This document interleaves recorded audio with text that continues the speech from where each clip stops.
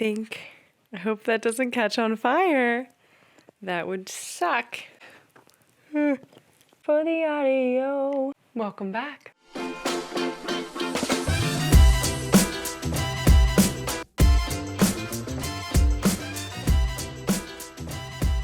So you know that scene in The Incredible... Is that literally gonna catch... I don't know. All right. You know that scene in The Incredibles where Edna Modes is like, "Who are you? What do you want?" That is the theme of today's episode. Who the heck am I? Which is kind of ironic because this is like, should have been the first episode, but today is more the India and less the stuff. And I just thought we'd dive in case you're like, wait, I've been listening to you for a few weeks. Like, who are you? That's what today's about, friends.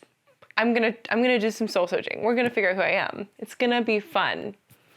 Let's dive in. So I'm all cozy today in my layers of Sherpa and blankets, and my cat is sitting here. Appa's looking so perfect. He's sleeping over there because it's a little chilly today. So I just thought it'd be easy to do a cozy episode, just recapping my entire life, my childhood trauma, and how I got to where I am today. But actually, I'm just kind of gonna gab about some of the things that brought me here today. So basically, I grew up in, nowhere, Ohio, a lovely little farm town, and went to a high school in Granville, and then went to college at Columbus College of Art and Design. But when I was a kid, while I was like just existing and trying to figure out childhood, my dad lost his job twice, I think, but the first time I remember it so distinctly because I was like at a middle school like basketball game or cheerleading game. It was like this moment where I was like, "Hey, like thanks for coming," and I just like saw it on his face, and he was like, "Yeah," and I was like, "Wait, why is he here so early?" And I was like, "Did you get off work early?" And he was like, "Something like that." And I remember him just being like, "Yeah, I lost my job." And I was like, dun dun, like, bum bum bum. And that was kind of the moment that it like all occurred to me that I really hope that doesn't catch on fire, guys. If you're watching my video and you see it on fire, just let me know. But anyway, that was kind of the moment where I was like, oh, okay, like, I probably need to figure out my own kind of way of living because I can't be dependent on my parents. Like this stuff just happens, like it's out of their control. And I don't know, I just like kind of grew up at that age and I was like, all right, like, oh shoot. So from then I got my first job at the YMCA teaching gymnastics. I had done gymnastics for I think 5 years total. And then I had a double meniscus tear in both of my knees. It was very gradual. It wasn't like one moment and the knees ripped, but it was over time through tumbling and everything. So I kind of retired from gymnastics right before freshman year of high school, had double knee surgery at the same time, which was so stupid. Now that I'm thinking about it, I'm like, why did I do that? Because I was like, stiff-legging, waddling on crutches around the high school, and it was just so bad. Like my first few weeks of freshman year, I was like struggling to get to class on time, and I went to a very small high school. It wasn't like there was a lot of walking to do, but I was like, oh, this is so stupid. So I also in that time remember binging Chuck, the NBC show with Zachary Levi. It was amazing, and I'm still in love with it. I was just like laying out my legs on a cot and being like, this is how I'm starting freshman year. Super cute. So I did my first job once I healed up at the YMCA since I had a gymnastics kind of background and some experience. And I taught kids like literally that were my age the basics of tumbling and gymnastics. I was 14 and there was a girl that was 13 in my class. Like, what? Like that should not really be the thing, but I was grateful for it. And I remember I made $7.10 an hour and I thought I was the shiz. I was like, look at me. Look at that coin. Look at that bag. Are those words like, is that how Gen Z talks about money? I have no idea. So Anyway, that was my first job. And then the following summer, I like kept doing it for probably a year. But the next summer I went to just like Facebook was just starting and Instagram was starting. And I just kind of went to the online platform and was like, I'm going to start photography. Like, I feel like I've seen a couple girlies do this that are older than me. I knew someone who didn't go to college and instead just started photography, and it looked like she was doing great. So I was like, cool, like I want to try this. So I started a photography page. Didn't really know what I was doing. I had a lime green Nikon something rather point and shoot camera. And I was like, this is how I'm going to start photography. Like, this is what I'm going to do. So I started taking pictures of my friends. I started doing pictures of flowers and just posting photos of whatever, editing them on PicMonkey. What a throwback, PicMonkey. PicMonkey had to walk so Canva could run. Canva could sprint.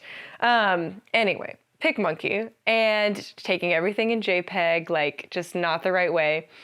And just kind of getting the word out there. So while that was happening, I started picking up babysitting shifts for one of our neighbors. I started watching, they had one girl, and then the next year they had two girls under 2. They paid me $5 an hour. Fantastic.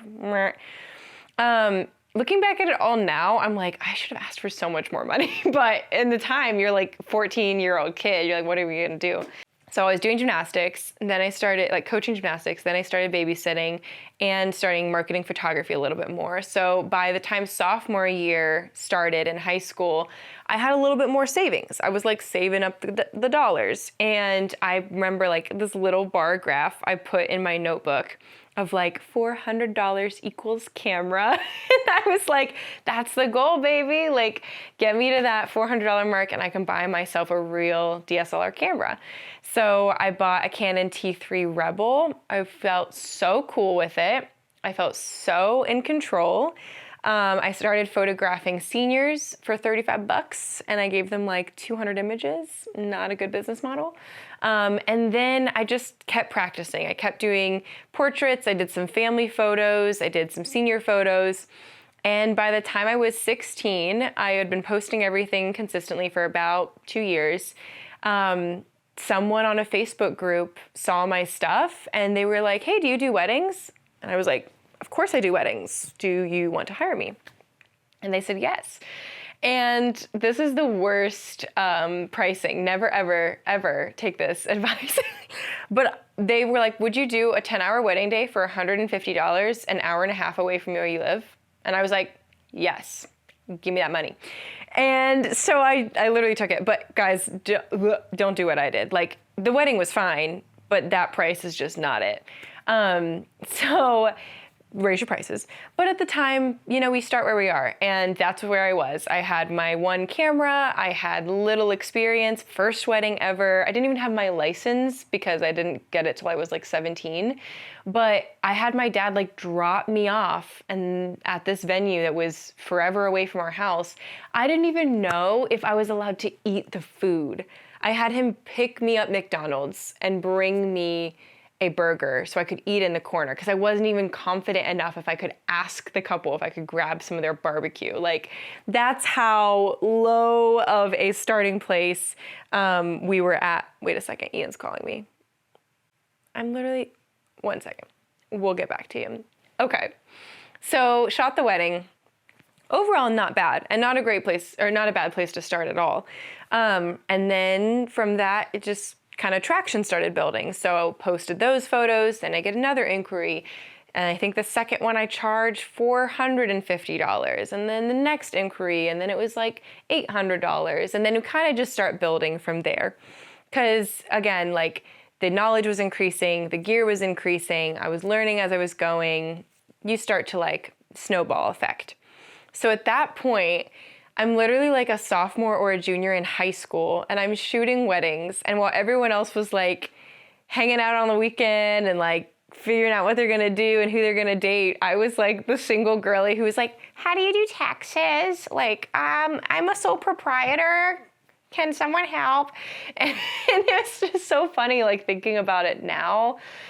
I was running a business because I was like, if I want to go to college or get a car, like, I can't bank on anyone, even my parents, like, paying for it. And that's fine. Like that's not a bad thing. It was just kind of my reality. And it was just a little interesting because I went to a private school, so a lot of my peers weren't in the same boat kind of thing. Like they were in a different position, or their parents were able to take care of them in a different way. But for me, I was like, if I want anything out of life, I gotta take it, baby. I gotta work for it. So I started working, started saving, and I don't know how many weddings I had shot by the time I graduated high school, but it was quite a few. We'll do a whole other episode about high school another time. I was very into the arts, so I was like loving the art class. I did like private art classes sort of with my art teacher. I was into drama club, theater club, thespian girly, and single, unsurprisingly, all the way through up until senior year. And I don't know, I just like was always trying to find those little like artsy ways. I like creative writing. I kind of did a little bit of that in high school. And was just kind of like, Lord, what do I do with my life? And then we get to decision time, like senior year. And I grabbed one of those books, those like career books that are unhelpful. And I was flipping through. One of the first things, because I didn't get very far, in the A section was advertising. And I was like, that sounds neat. Flip through, and I'm going through and I see graphic design, marketing, and I was trying to find a way, because I'm like, I've always liked art, and I'm sitting here doing a photography business, but I don't want to do that full time. How do I make $1 and go to college? And so I kind of got the idea of doing advertising, graphic design, marketing, something along those lines. But then I was also just experiencing a lot of like, those little comments when people are just like, oh, art, by people, that are just like maybe well-meaning, but the way they say it is like, maybe not. So I'm using my brain noggin and I'm going, I'm a people pleaser. I want to make some money. So I might just pivot and go into physical therapy. Just the complete opposite of like something so different. I was in an anatomy class senior year too, and I was like, I'm learning the bones. I could do this. Like, it's so different. Like when I talk to physical therapists, they're like, this is so much more than knowing the bones. So I kind of have this freak out moment and I'm like, what should I do with my life? It's very Troy Bolton-y. It's like, do I do music? Do I do basketball? Do I do anatomy or do I do art? And I sat down with a physical therapist and was like, do you like your job? Like, what does it look like? She was like, it's mostly paperwork. And I was like, I'm out. So then I kind of made my choice. And I was like, you know what? I need to be who I am. I need to go my own way. What about us? Okay, so I did art. And I said, I'm going to apply to art colleges. And I applied to mainly 3 that I can remember: SCAD in Georgia, CCAD in Columbus, and the Art Institute of Chicago in Chicago. And came down to finances, came down to scholarships. CCAD, close to home, baby, is what I picked. Because again, I was like, I gotta pay for this by myself. And I had to look at the money that was in my bank from photography, from babysitting, from coaching. And I was like, okay, the CCAD is giving me the most scholarships, so let's go. I was really kind of frustrated at God, though, for a couple months. I was like, I just wanted to get out of Ohio. I wanted to leave the cornfields for the bigger city. And I toured Chicago, too, and was like overall unimpressed with my specific field that I would have been going into. It's more of like an art place or a fine art place. A fashion place. And then SCAD was just a stunning campus as well. I didn't get to tour it at the time, but they just were like not offering any money. They were like, would you like $1 and a small pickle to get started? And I'm like, no.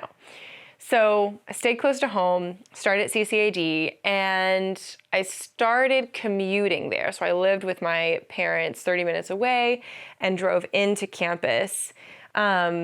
And while I was doing that, I was still doing photography on the side. I was doing childcare, which was like my new form of babysitting, at a local church. And I picked up a shift at a Starbucks in my hometown. So I was hustling. I wasn't like about to be on campus. I was like, I just do my school when I come home. I like go to class and come home. Like there is no time to waste here.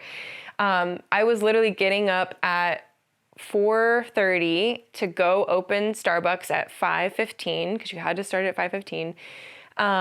And working a shift until noon and then driving downtown to my class that started at 12:30 and then staying on campus till 7 and then coming home and doing it again. Like that was my whole freshman year of college was that rotation, which was crazy. And then on the weekends doing portraits, seniors, weddings, and then on Tuesday nights and Sunday nights doing childcare at the church. So it was crazy. It was a hustle time for sure. I also experienced my first heartbreak in that season. We're over it, happily over it. But it was just like a lot. I don't know. It was just kind of like, you know, feeling all the girly feelings and trying to also like leave your parents' house because you are in every other way except for the fact that you literally live there. So it's just kind of weird. So then after I got dumped, I was like, I have nothing holding me back. Let's do this. Like, why am I still here in Pataskala? Let's do this.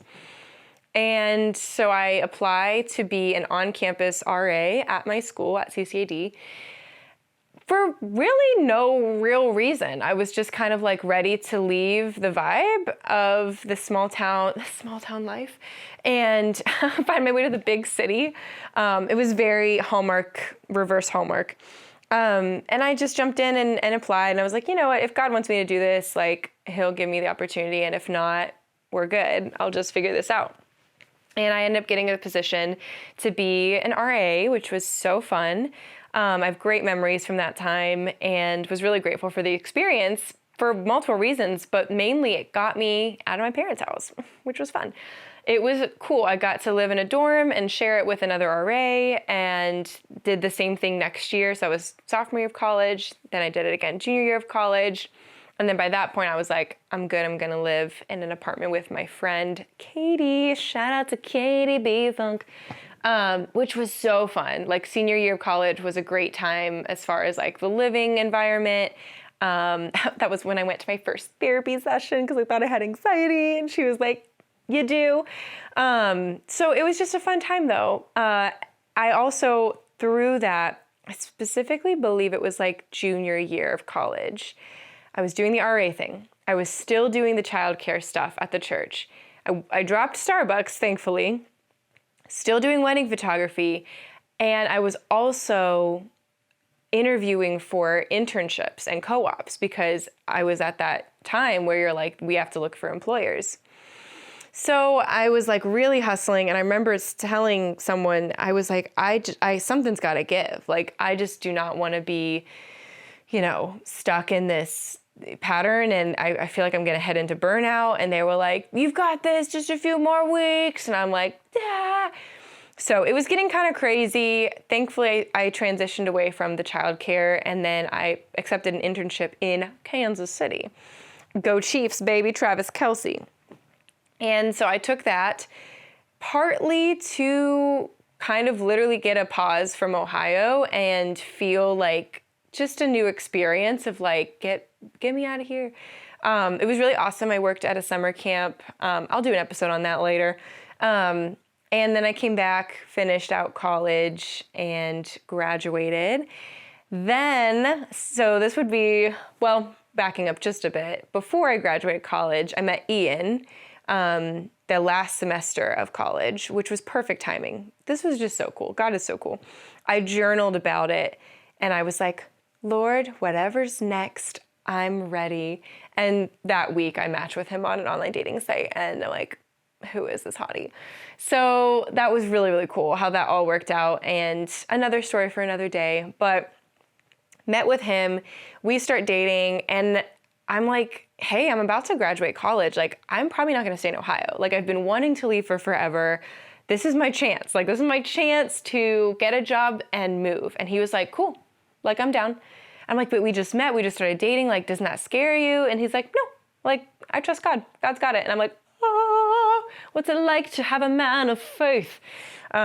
So I just was so honored by that and his commitment to making a relationship work, whatever the distance was. And I was in an interview process with a nonprofit based in Pittsburgh. So, one sec. Water break. So at that time, I was interviewing for a job in Pittsburgh, and I was like, I think I'm going to take it. And I ended up accepting the position. And so I literally had the craziest summer ever, which I named the Summer of Insanity. We'll get into that again on another episode.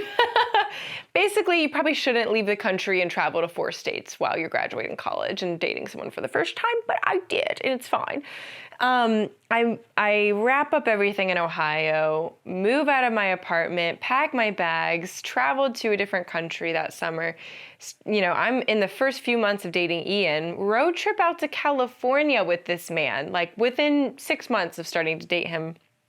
I'm in my friend's wedding in Yosemite. It was amazing. Come back, have to go to training in Pennsylvania.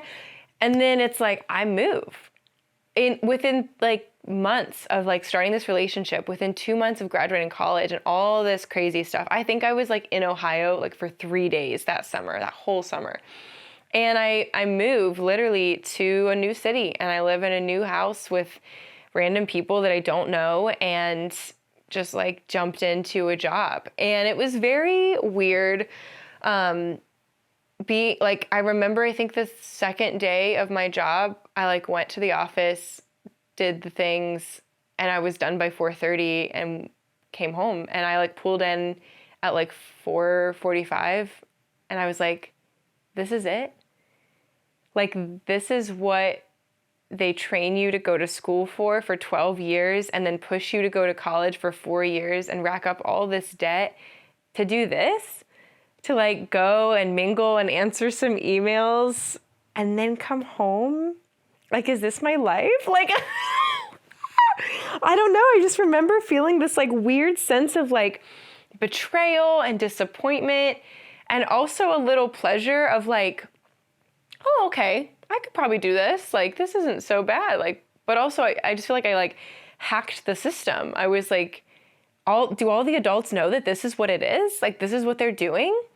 It's not that hard, but also, I don't know. I just felt so weird. I don't know if any other young adults feel that way too. Like, your first experience out of college being like, this is the real world. Like, what was that? What? Like, what was all the pressure for? Like, why did I waste all my money on a degree?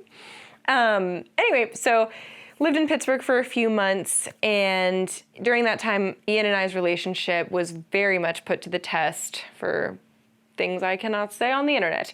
But we really just like really were falling in love with each other and Jesus, and I think God really helped solidify our relationship, and we were like, we're headed towards marriage, and we, you know, couple months later, talk really seriously about getting married. And I knew in my heart, days after I started dating Ian, I told a friend, I was like, I'm gonna marry him. Like, she was like, one step at a time, we just met him. But I was like, I'm gonna marry him. Like, I just know it.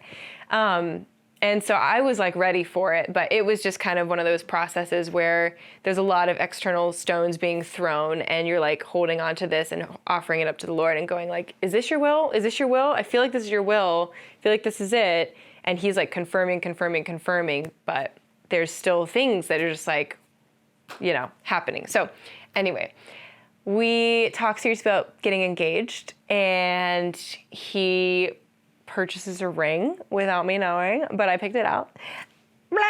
And then, you know, we're getting closer to it happening, and he proposes on March 7th, 2020. And if you guys... Okay, so the bad news is my camera ran out of memory, but the good news is, look who's joining me for the rest of the show.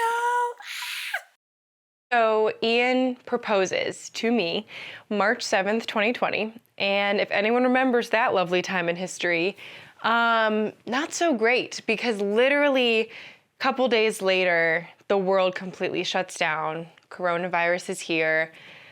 It was crazy. I am newly engaged. I'm still sort of living in Pittsburgh. Decide to move everything over to Ian's parents' house in Radnor, Ohio, and just kind of jump into a pandemic and engaged life and engaged season while working remotely and still doing weddings, guys, still doing weddings. Oh my gosh. It was truly an insane time in our lives, but a lot of growing happened as well. I feel like everyone knows that 2020 was just kind of a crazy deconstruction is always like the trendy word, but I really feel like as a society, like, you know, we questioned a lot of things that we thought and believed about race, about faith, about each other, about science, all that kind of stuff. So it was just a wild time. And all of that on top of being engaged and planning a wedding, on top of like personal stuff and stressors that were in our lives, on top of being employed and running a business. I mean, I was like actually going insane at times.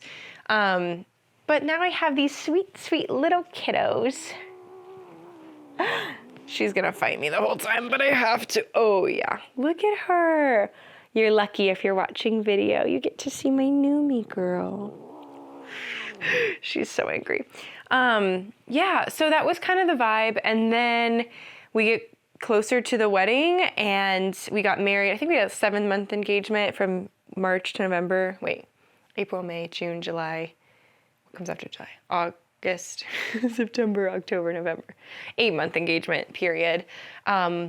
Which is so funny because I always thought, I was like, I need a whole year to plan my wedding. And then when we were actually in that season, I was like, nope, I just want to get married now. Let's just do it. So it was fun. And then, yeah, we jumped into married life. And I think I have a whole episode that talks about like the first 3 years of marriage, which is titled, We Know Nothing. You are now up to speed. So definitely listen to that if you want kind of that update. But the overview is just, you know, marriage to Ian is awesome. He's amazing. There's just all kinds of life challenges that go in all that. And I basically was at that job still for a while and then was like, okay, I think I'm going to do photography. The thing that way back in the beginning, I was like, I'm only doing this as like a means to an end. Like I'm just using this as a business to make money, to make sure I can go to college and have some dollars in my account.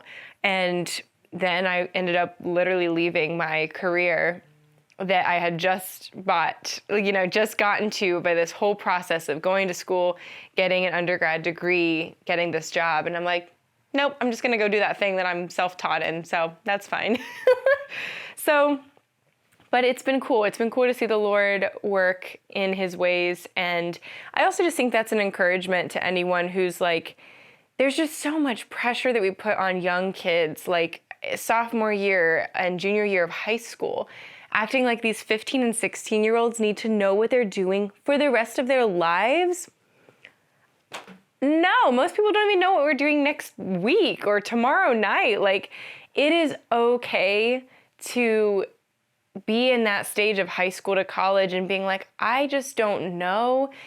And it's okay to not follow the peer pressure of even the well-meaning adults who are like, you have to do this, or here's your, future. If you don't go to college, you're going to throw it away. It's like, I know people who didn't go to school and are running multi-six-figure businesses. Like, it is still a lot of work, and sometimes the road looks different, but I don't know. I just think the path is always per individual, and we need to kind of be more welcoming and accepting of people who have a plan or don't have a plan and just have a creative idea of how they're going to approach life. So anyway, that's my little rabbit hole tangent for today. But yeah, that's kind of the overview of me, I guess. So I guess I'm a photographer. I'm a self-taught photographer. I'm a graphic designer and advertising kind of background girly. I worked at a nonprofit ministry too, so I don't have any like credentials with theology, but I feel like I was just around that environment so much that I was like, yeah, like I had a job in ministry, so that's just interesting. But I also am struggling to label myself as an actress, but I think it just has that stigma of like I'm an actress. But I do like acting. I've always loved the theater, the arts, Broadway. But in the last couple years, being married to a filmmaker, obviously, Ian's been like, why don't you, I know you did this in high school, why don't you just like be in my short film? And I'm like, all right. And then it was super fun. And I was like, that was so fun. I totally forgot how much I love doing this. So I'm an actor. I do audition a couple times a week for different things. I'm signed with an agency, blah, blah, blah. It's really exciting, actually. But yeah, so that's part of what I do as well. And then the other label that is also hard for me to own is writer. I mentioned that I used to do creative writing and stuff in school, and I've always liked it. Like, I've always liked communication and writing, whether that's like for copywriting and advertising or like punchy commercials or silly little jingles that I sing around the kitchen. But it's a hard one to label, I think, because I'm like, everyone's a writer. Everyone in this country writes the English language, so I'm just, blah. But there is some truth to, like, I really enjoy storytelling through writing. I enjoy writing blog posts or writing captions for Instagram. And I wrote something, an essay for my friend who is publishing a book. So those are the labels that I feel like are hard to say. Like, I'm a published writer and I'm a signed actress. Like, I don't know. There's just like something weird about it, but it's probably just me living in people-pleasing fear because I came from a cornfield. So that's kind of me. That's who I am. I'm a wifey. I'm a cat mom, and I hated that. Well, retract. I am a cat mom, but that sounded so weird.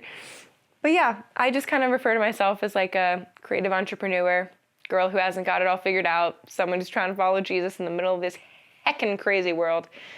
But if any of that resonates with you, if you are like, hey, I'm not alone, I also came from the corn, just let me know. Pop a comment below, and maybe we can all be besties and make our mark together. So thanks for listening to today's episode. Definitely more India than stuff, but I truly am grateful that you're here in my little corner of the internet. I'm gonna try to show you these cats before they move again. They're so stinking cute. Thanks, guys. Look at them. New me. Hi, gorgeous. Oh, man. I am so lucky. Look at these kids. Hi, honey. Oh, the